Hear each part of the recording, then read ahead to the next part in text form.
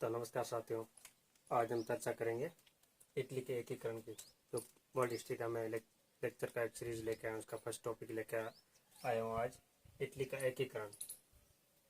तो सबसे पहले आज हम चर्चा करेंगे कि नेपोलियन बोनापार्ट, जिसने 1796 और 97 में इटली पर आधिपत्य जमाया था, उसका इटली के एकीकरण में क्या योगदान रहा।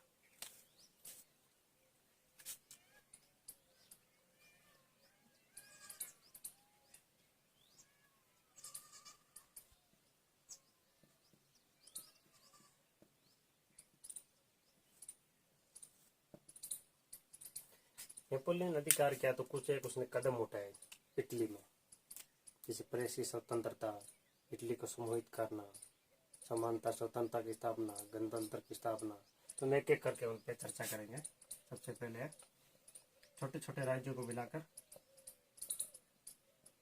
3 भागों में समूहित करना।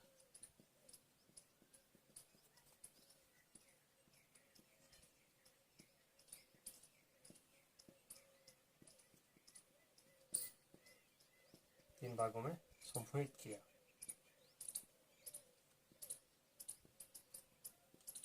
नंबर 2 है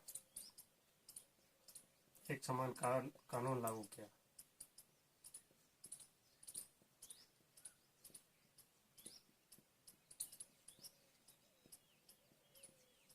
नंबर 3 है गणतंत्र की स्थापना।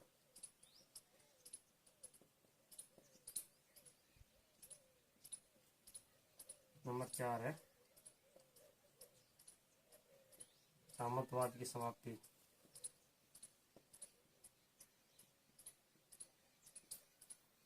नंबर 5 है प्रेस की स्वतंत्रता।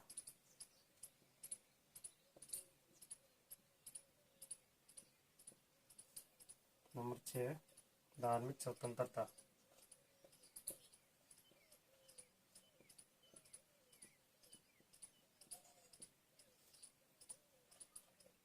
नंबर 7 है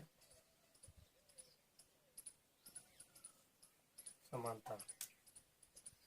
नंबर 8 है आंतरिक व्यापार से प्रतिबंध हटाना।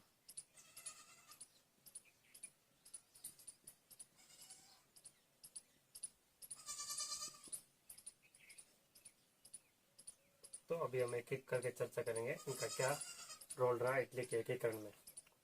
नेपोलियन ने सबसे बढ़िया और सबसे अच्छा काम किया क्या कि छोटे छोटे राज्यों को मिलाकर 3 भागों में समूहित कर दिया। 3 भागों में एक उत्तरी भाग में कर दिया नॉर्थ इटली, एक बीच में कर दिया मध्य इटली, और एक साउथ में मिला कर दिया दक्षिण इटली। इन 3 भागों में उसने समूहित कर लिया। नेक्स्ट है एक समान कानून लागू। उसने संपूर्ण तीनों भागों में एक समान कानून लागू किया। एक समान कानून लागू करने का इटली के एकीकरण में क्या योगदान रहा, ये मैं आपको समझाऊंगा।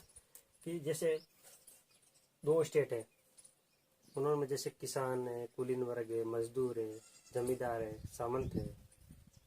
तो 2 स्टेट में जैसे एक स्टेट में किसानों के खिलाफ उनके हितों के विरोध में कानून पास कर दिया, तो दूसरे स्टेट वाले क्या सोचेंगे कि हमारे खिलाफ तो है नहीं, हमें इनका विरोध करके क्या करना।